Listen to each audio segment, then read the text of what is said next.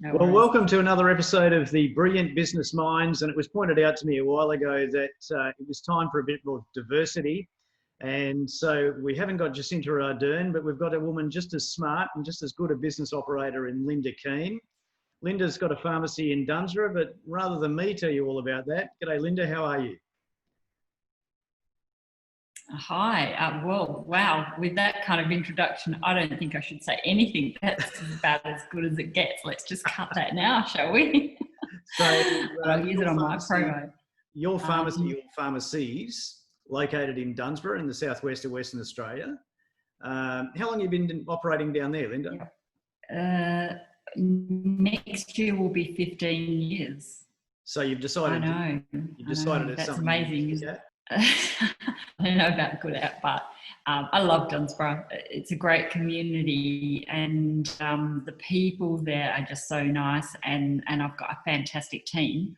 So why get out of a good thing? You know, I'm really happy there. Now, really, this series came about as an opportunity for business owners and clients of ours at RMS to, I guess, feel less alone in pretty extreme times.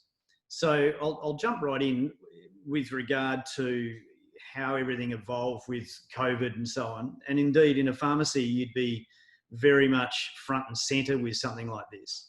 What were your greatest fears for your business when this all became very real in WA, and what actions did you take as a result? Well, I think the word you've picked is fear. Yeah. And we had to deal with fear. Fear from, well, it was everywhere. There was fear from our team, because what I was asking them to do was to come to work at a time when we really had no idea of what was going on, how dangerous it was.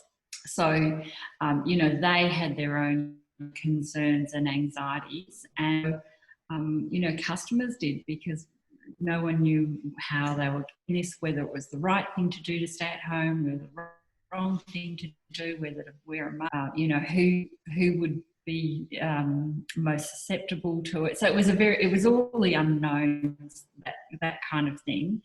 So there was a couple of things we did, and I think fear is the first one. Was what I had to do was to try and reduce the fear. So we had a big team meeting with both the pharmacies, and I explained what the situation was with regards to changes that we would make in the layout. I really reassured them that their health was my priority, because I didn't want them to feel that I was putting them at risk, and I was asking a lot of them to turn up. So we changed the layout of the store, and we put in the plastic guards. I think we were one of the first businesses, certainly in Dunsborough, to do it, and put in the protocols of the hand sanitising, etc., that kind of stuff, which I think in the end helped calm things a bit. Yeah. Because people, the other thing we did, which was, I've almost forgotten it, but as much as I hate being in front of a camera, we started doing a few videos and info, like public service announcements, where we explained what was happening to people. And I think that also acted as a reassurance as well to our customers, that we had a handle on this, that we knew what we were doing, and that we were going to stay open and provide them with medication, throughout the crisis. Yeah. Do you think some of those things are here to stay in terms of the plastic screens, for instance? Staff love them. I would be hard pressed to get rid of them. Yeah. The staff love them. I think the customers feel reassured with them. So while we've got COVID, I think they will stay. It does depersonalise things a little. So that's a concern, because I really feel the relationships that we have with our customers are really important, and they need to trust us. But I think that at the moment, the screens are there. Yeah. Yeah, for sure. So what do you see as the new normal for pharmacy in WA? Actually, there is one of the really good things about COVID, and there's not many, is that the rate of change of things that really needed to change was sped up like 1,000%. And in regular times, to try and get changes to the way medicines are delivered and the administrative burden that goes with it, it would have taken months. It would have taken 1,000 committees. It would have, government would have done things half-heartedly and just stepped in and been very tentative about it. But when it came to the whole crisis and when there was the whole stockpiling issue, they had to act quickly, because otherwise we would have had no medicines. I mean, WA did so badly out of our supposed medicine stockpile. You know, we were left with nothing because the eastern states raided the cupboard. And so the government really had to step in and change these laws. And, you know, pharmacies then had the ability to give out people 1 month's supply of medication that they didn't have a script for. Yep. We had to stop giving people multiple quantities and things like that. And even now, you know, that change is continuing. You know, delivery services were set up, we funded some Webster packing, and there were so many changes. Literally, it was every day we would get things saying this is a different way of doing the prescription. A doctor could fax a script previously. Now they could email it, they could take a photo. Whatever way it got to you, it would still be regarded a valid script. Yep. So there was a lot of things going on. We're hoping, I guess, as a pharmacy industry, that a lot of those stay, because they've made life more convenient for the patient, and it's reduced some of the paperwork, but not all. But it's a progress forward, and what we've had is, rather than it taking 2 years, it's taken 3 months. We also will have electronic prescriptions coming soon, so that would never have happened as quickly as it's being rolled out. And so there is a good thing about COVID. Yeah, that's an inevitable change, isn't it? I mean, just the fact that you still get faxes of prescriptions, to me, seems something of yesteryear. Oh, it's archaic. Yeah. Yeah. Some of the kids that start working for me at 17, we employ gap year students every year. They don't even know what a fax is until they come work for me. And that we get some of our most vital, confidential information faxed to us is just beyond their understanding. Yeah. And, you know, hopefully that will go. Soon we'll have an app and you can scan a script, and how good will that be? I love tech. Yeah. So how's the experience changed you, I guess, personally, or indeed how you conduct your business? It's certainly, well, everyone's had the opportunity to sit back and reassess. Time-wise, they've had time at home, and I hope that business is going to be different and a bit more, you know, we keep saying the word kindness, but I hope businesses are going to be a bit more kind.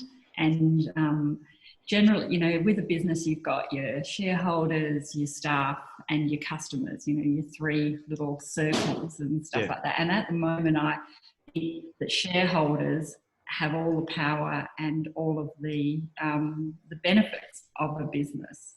And I think sometimes now there's going to be more, well, I hope there is going to be more social responsibility. I think businesses are going to have to collaborate more and be more involved with their community.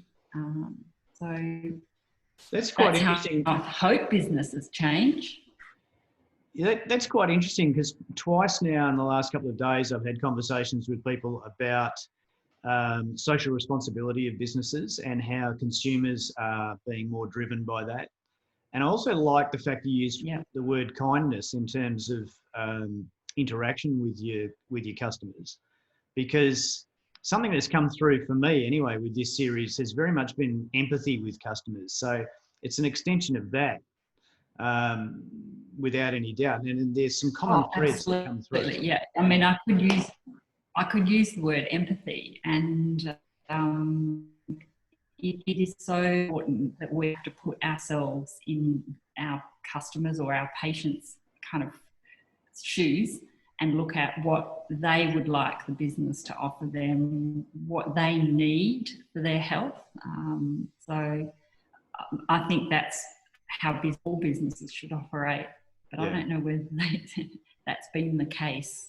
And I think more understanding that I actually appreciate my team more. Like I thought I appreciated them, quite a lot, and that I do try to be as flexible and adaptable as I can with what fitting their lives. I mean, I understand their lives are not my business, and so their lives are priority, and that you have to have that work-life balance. But I think I actually realised that, the risks that my business put them at, and they stood up and, they turned up to work when a lot of other people didn't. And, well, other businesses couldn't, but, as essential workers, they still came.